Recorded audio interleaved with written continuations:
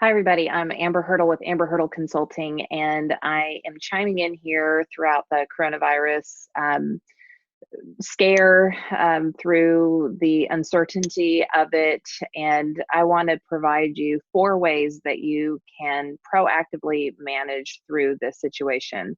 And I even have a little bonus tip at the end. The reality is, this is not the only thing that you'll have to manage through in your career. And while this is a very big deal and it's certainly impacting a lot of areas, and especially I know a lot of my clients in the hospitality and entertainment industries, construction, they're dealing with a lot right now. So um, what you can learn through this will help you forever. It will help you in professional life and it will help you in your personal life. So the first thing that you need to manage is you. So as things are shifting and decisions are being made, and no half of a day is the same as the next half of a day or even the next day, I want you to continuously keep a list of your priorities. What are the top priorities in light of what's going on throughout the world? What are your priorities? What are you responsible for, both in your unit, in your department, in your division, and as an individual contributor? So keep that in mind, because sometimes emotions and chicken little types that are in the organization can easily distract you. So I want you to get your priorities straight. Pick 3 to 5 things that you know if you focus on, you're winning. The second thing is I want you to control the controllables, because clearly the uncontrollables are happening. So my previous event production days when I had my celebrity event planning company, I said that all the time, because we knew if we got everything as precise as possible, there would be rains and storms that would almost want to take the tents off right before the CMA Awards after party. Like, that kind of stuff happened and you could count on it. And so you can count on, in the coming days, things are going to be completely out of sorts in some areas, but in other areas is business as usual. So I want you to focus on, what can I maintain, not control freak maintain, but what can I stay on top of to keep that moving smoothly, so that when the uncontrollables come, I'm not juggling what could have been managed and then also these unknown things that I've got to come up with solutions for quickly on a dime. So make a list of your priorities, control the controllables, and this is important: ground yourself. Now I'm going to use the word self-care, and I know that can be kind of a ushy-gushy word for some people, but whatever you need to do to take care of you, you have to do that. If you have a team, if you're managing up, whatever that looks like, you need to be as clear and focused as possible. So that might look like meditation or yoga for some. It might look like prayer. It might look like journaling. It might look like getting a massage, seeking out therapy, finding a coach, whatever that looks like for you. I'm a queen of the bubble bath. Like, if I could get into water, it's like all the stress washes off of me. So think about that. Hop in your hot tub, whatever that looks like. But if you have your priorities, if you can control the controllables, and you ground yourself through self-care, we'll call it, then you can manage yourself. The second thing you need to do is manage up. Okay, so we are not in this world, and we're certainly not in the business world as unless you're completely working by yourself as an entrepreneur. If you're in an environment where you report to somebody, you've got to be able to manage up through this. So understand that person's human too. They're dealing with a lot of stress as well.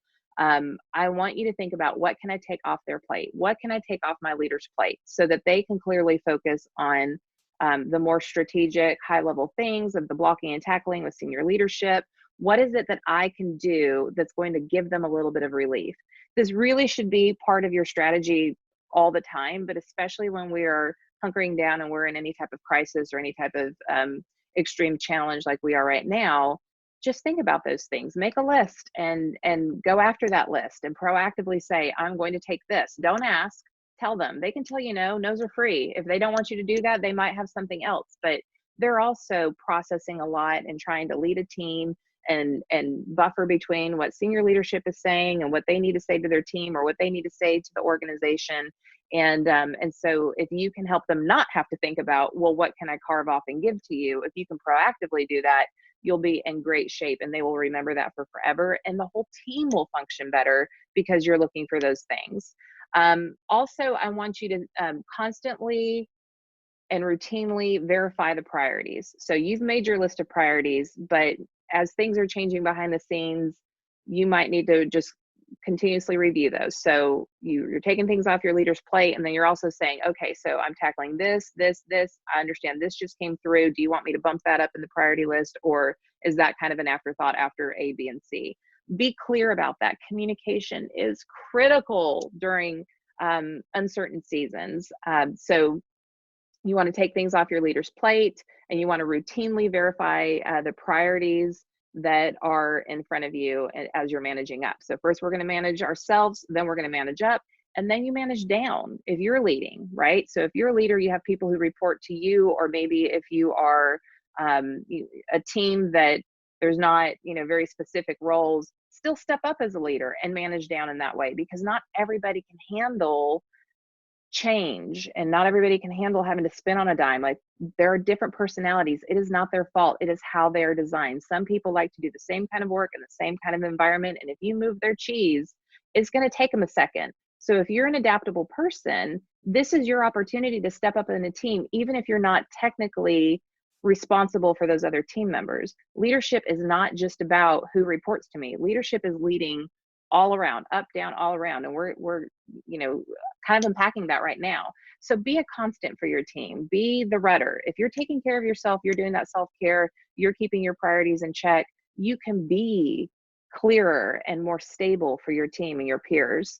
And I want you to approach everything with clear and consistent communication. So even if that is nothing has changed, if you don't dial in the narrative, they're going to come up with their own story. Okay.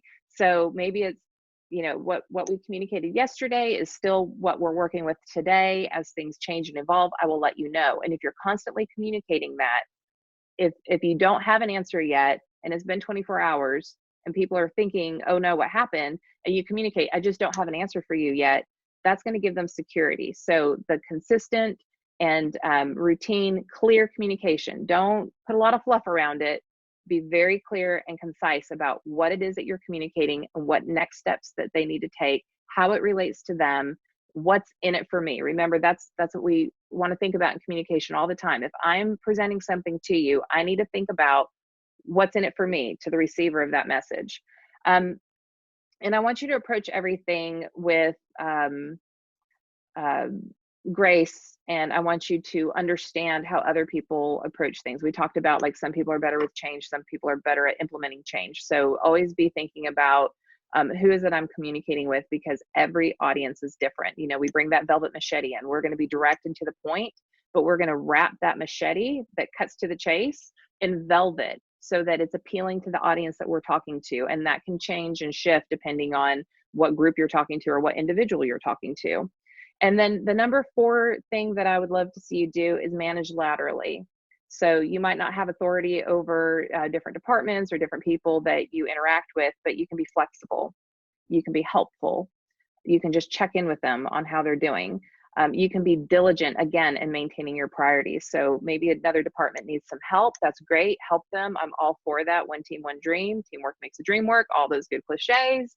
But you still have your priorities. You still have to take care of your team. And if you don't take care of those, you can't possibly have anything to give to someone else. So just be real clear that, you have your priorities that you've agreed to with your leader. And as you're helping other people, that falls inappropriately to your list of priorities.